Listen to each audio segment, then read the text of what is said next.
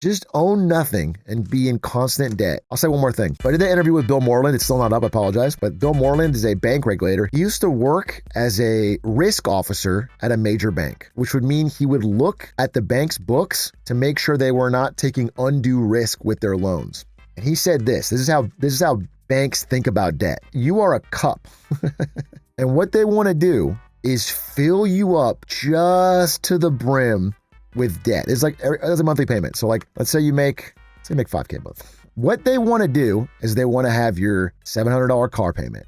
They want you on a credit card, $600 a month, whatever. They want you on a mortgage doing, $3K a month. They basically want to fill this up exactly to the brim. And then he said, if you're really good at the job, if you want to get promoted, you have to find a way to make it bubble over just a little bit without spilling. They need to make sure that every available dollar that you have that can go to a monthly recurring payment, like their whole job is to find creative ways that you can afford more debt, that you can continue servicing debt constantly. And it really is horrifying. I think some of you look at that and go, oh, that's just evil. It's just that's just evil. But what you're not understanding is that it's also stupid on their. It also adds incredible risk on their part. It bakes in all this risk to our economy because if this changes at all, you have no wiggle room. And the only reason that the banks can do this is that they expect to get bailed out if shit goes wrong. It's the moral hazard. If the government did not bail out and guarantee this insane level of debt, they would have to be way safer about it. They wouldn't give you the debt right to the edge of your fucking bubble because they know if you lose your job or you make slightly less this month or whatever, then all of this can come crashing down. This can all be debt you can't pay, which is happening to a lot of things. The defaults are rising. You think people should pay off their mortgage if they can?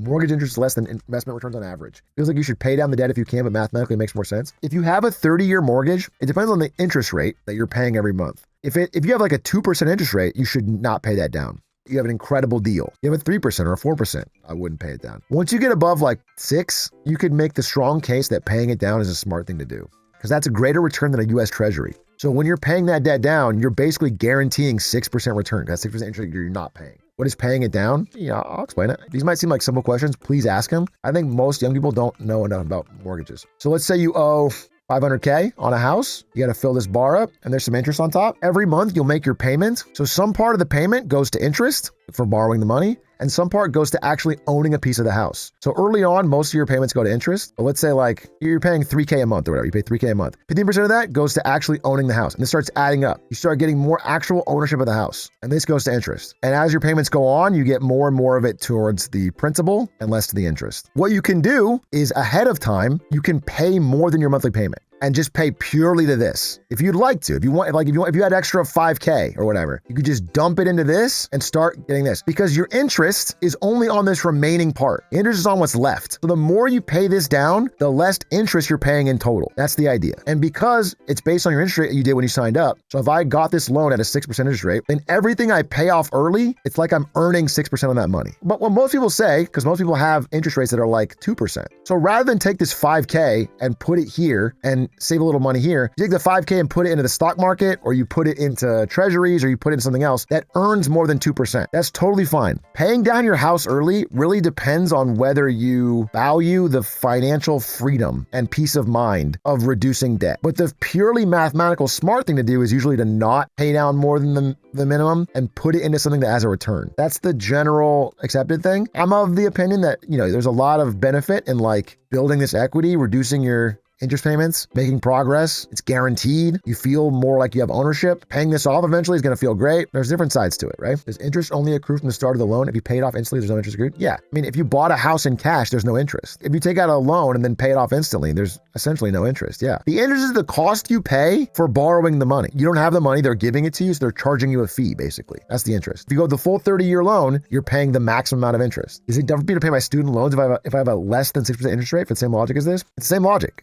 it's your call. Like, if you think you can earn more than your interest rate, then the mathematical thing to do is to pay the minimum and put the money to work. But what I'll say is, once you get above like 5-6% and you're saying, I know I can earn more than that, you're kind of lying to yourself. You're kind of taking a risk. Maybe you can, but it's not guaranteed. 5-6% is like above a government treasury, so you have no perfectly safe way to earn that much. You have to take some kind of risk. So it's kind of nice just to pay down the debt, get the guaranteed return, and have less money owed to people. You haven't seen my parlays though? I haven't seen your parlays. Maybe your parlays are fucking untouchable. You ever seen Dave Ramsey? I think you're a younger version of him. I think Dave Ramsey is good at getting young people to be wary of debt, but I don't like that whole style of content, which is mostly about calling up young people and shaming them for their financial choices in like a Jerry Springer move so that other people feel good about themselves. That's more Caleb Hammer than it is that guy, but they do that. And like, the people that watch it are really watching it to feel better about themselves. They're not watching it to learn. They're watching it to like see somebody who's struggling and be like, haha, wow, I'm not that bad.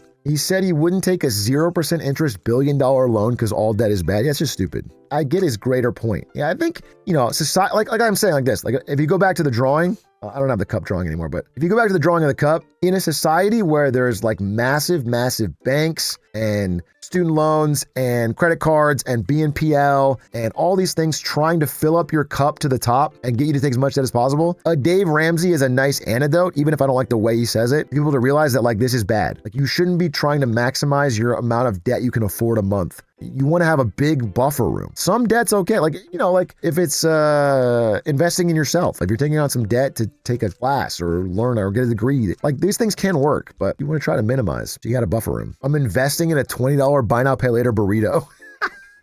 You can really take this argument far. I'm investing in myself because I'm hungry. And so I'm door dashing nachos. And when they arrive, I'm not going to be hungry anymore. Food is important. I would die without it. So I'm investing in myself. On what you said before, you're saying when you add the probability of the government bailing you out, suddenly the math pans out. Well, look, like I said here, right? You're a bank and you see this guy who's like right at the limit of his debt cup. This guy makes $5K a month and, 4.9K is allocated. It's going to different loans. This guy's paycheck to paycheck, all right? All of his money is going to servicing the debt on different loans, credit card, student loans, car, house, whatever. If you're a bank and you're like, should I give this guy a loan for a jet ski that'll cost $200 a month? I mean, maybe he can afford, or even say 100, even it's 100, it's $100 a month. If you are a proper risk assessment bank, you go, listen, this is too risky. He's probably not going to pay us back for the jet ski. He's right at his limit. He's gonna default. Something's gonna go wrong, and then we're not gonna get our money back. But if you're a bank that goes, if he defaults, the government will have our back. Well, then you give him a $200 loan. Who cares? Like, you want him to take on more debt because you're getting the payments. That's the world we're in. We're in a world where the banks don't have to take proper risk. So they give you more loans than you can afford because they know if shit goes south, they're fine. That's called moral hazard. And that's the problem. Can you explain what refinancing a loan house is and how it works? Yeah, sure. This is your house. You're a Zoomer who just bought a house. Good for you. The interest rates, when you buy the house, let's say there's 6%. So you're taking out a $500K loan, 6% interest. I can't do the math on my head, but I don't know what your fucking monthly payment is or whatever, but pick a random number. It doesn't matter. $3,000 a month, whatever. You got a payment. This is your payment. So you got a monthly payment. It's going towards 6% interest and the principal. When you get this, you're like, man, that's a high payment. This interest rate's kind of high, but that's what it is. That's what the market is. It's 6% right now. So you're like, okay, I'll do this for now, but my realtor's telling me in the future I can refinance. And what does refinance mean? It means in the future, if this number goes down, if interest rates go down to like 4%, you can take out a new $500K loan at 4% and pay off this one completely. And so now you're paying this new loan at a lower interest rate. So maybe your payments are like $2,600. That's refinancing. Refinancing is once interest rates are lower, you just take out a big loan and kind of just redo your first loan or whatever's left at the time. Maybe it's $480K at the time, whatever's left. It's fine. I mean, there's nothing inherently wrong with refinancing. It's fine. It's just the real problem with it is that realtors will lie to you. So when you're going to get a house and you're like, man, this monthly payment is high, they go, don't worry, marry the house, date the rate. This rate's going to go down. You can refinance, your payments will go down. They promise you that. They lie to you. And they don't know. I want you to know they have no fucking idea. The rates might go up.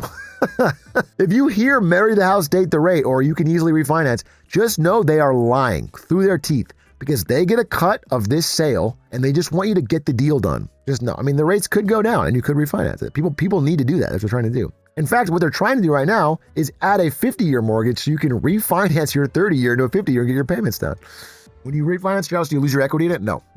You're only taking a refinance on the part of the principal you haven't paid. If you have a $500K loan and you pay down $20K, you're getting a $480K refinance. And then the last thing I'll say, because I want you to understand. What I'm talking about here is a fixed rate. That's where you have a 30-year mortgage and you're paying the same interest every year, 30 years. 30-year fix. It's an American classic. Many countries don't have this, and some places in America are now doing adjustable rate mortgages again, which again was one of the big problems in 2008. Adjustable rate mortgage is like this.